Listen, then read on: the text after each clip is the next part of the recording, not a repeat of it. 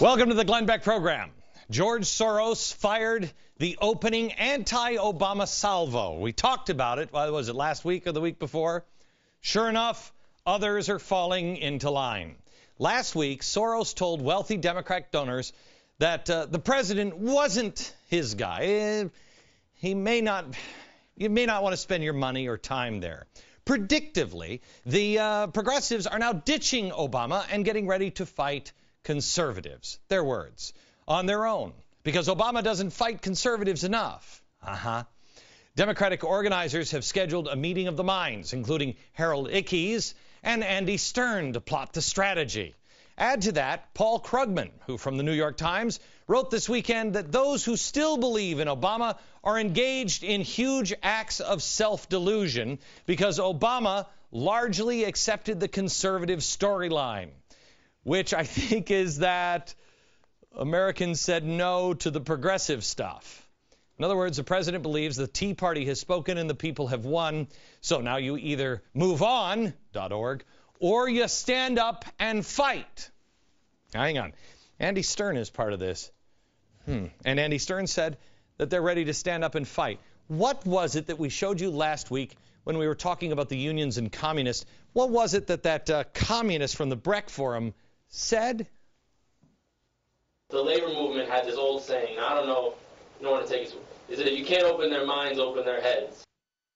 Oh, yeah, that's it.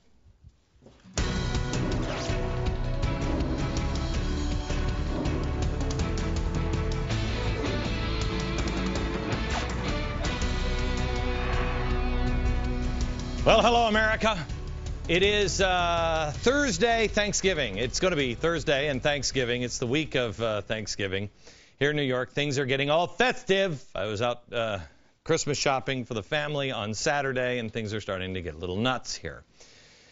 You are probably, like I am, you are excited to enjoy a nice big meal with your family and friends.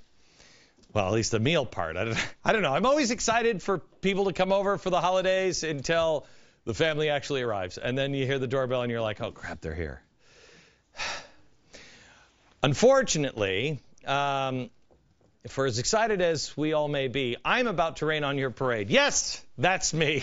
I'm your little black rain color. I'm going to issue a challenge to you this Thanksgiving to try to think past the stuffing, think past the turkey in your face and watching football, and try to talk to your family this year about things that really matter.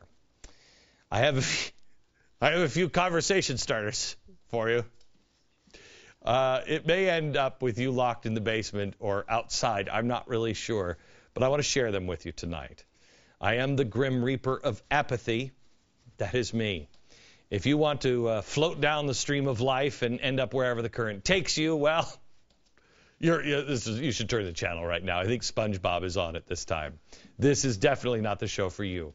Because in the middle of your gravy-soaked mashed potato bliss, you will hear my voice, tell them about inflation. You'll hear, you will.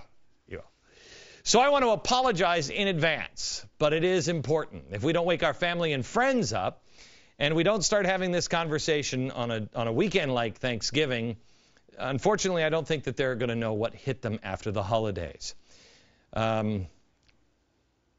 I know it's not easy to talk to your families about anything, really anything. You know, our families are so divided right now, and we have to try to stitch that back up. And it's hard to talk about anything other than football and food on Thanksgiving. But when you go through the news of the day, it's apparent that it cannot be business as usual in this country. There's a couple of things here. First, on the terror front, I mean, we have the TSA. That's where, no, seriously. Hey, TSA, how's that working out for you, huh? There's something wrong with that TSA story, and we'll get into that maybe later on in the week. But on the terror front, there's Operation Hemorrhage. This is the new Al-Qaeda strategy, Operation Hemorrhage. Instead of going for one massive spectacular attack, they are attacking the enemy, quoting, with smaller but more frequent operations, is to what some might refer to as a strategy of 1,000 cuts. The aim is to bleed the enemy to death. Where have I heard this before? Oh, yeah, I remember this show. Now, they are claiming responsibility for the cargo bombing attempt. And I've never figured this one out. They said, oh, no, you know, it appeared to be a bomb-like material. It's either a bomb or it's not.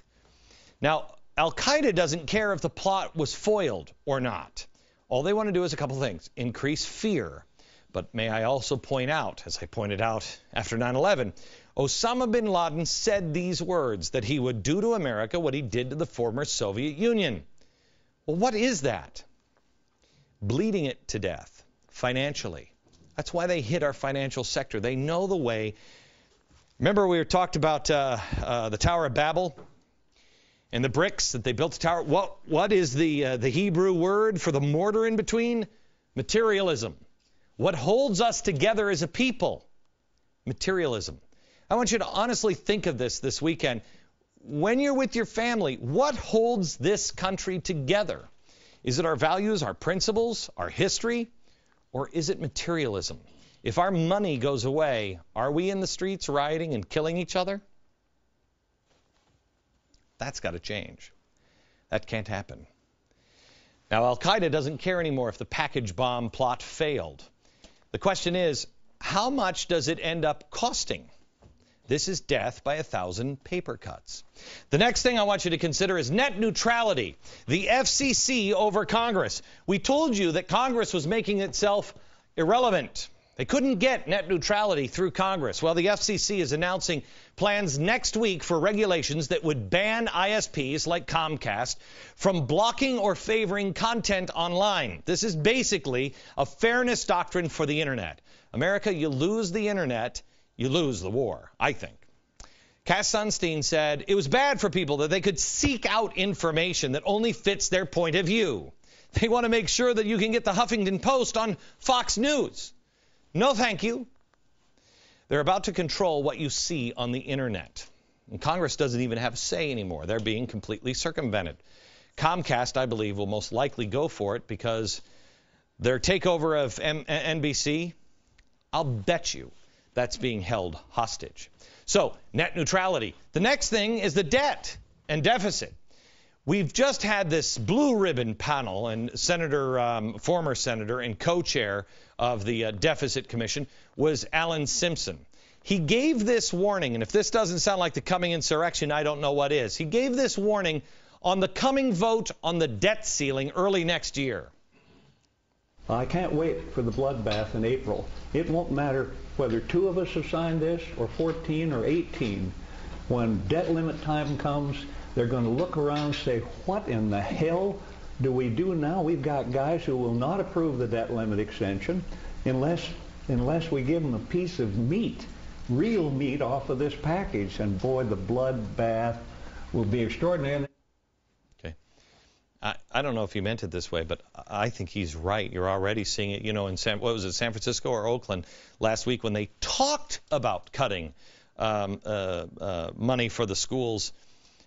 In Berkeley, California, they had the rioters out in the street, and some of the rioters took a baton from a cop and almost beat him to death with it. They were screaming, "Get his gun! Get his gun!" Oh, it's bad. What was in Europe is coming here.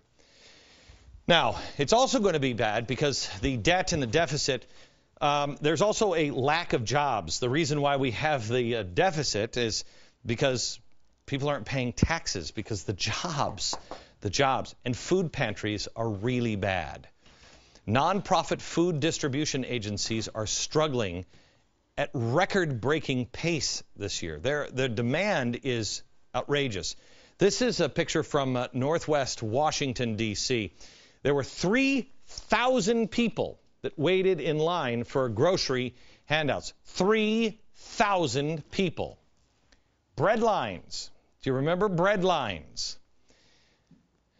They're back in America in 2010.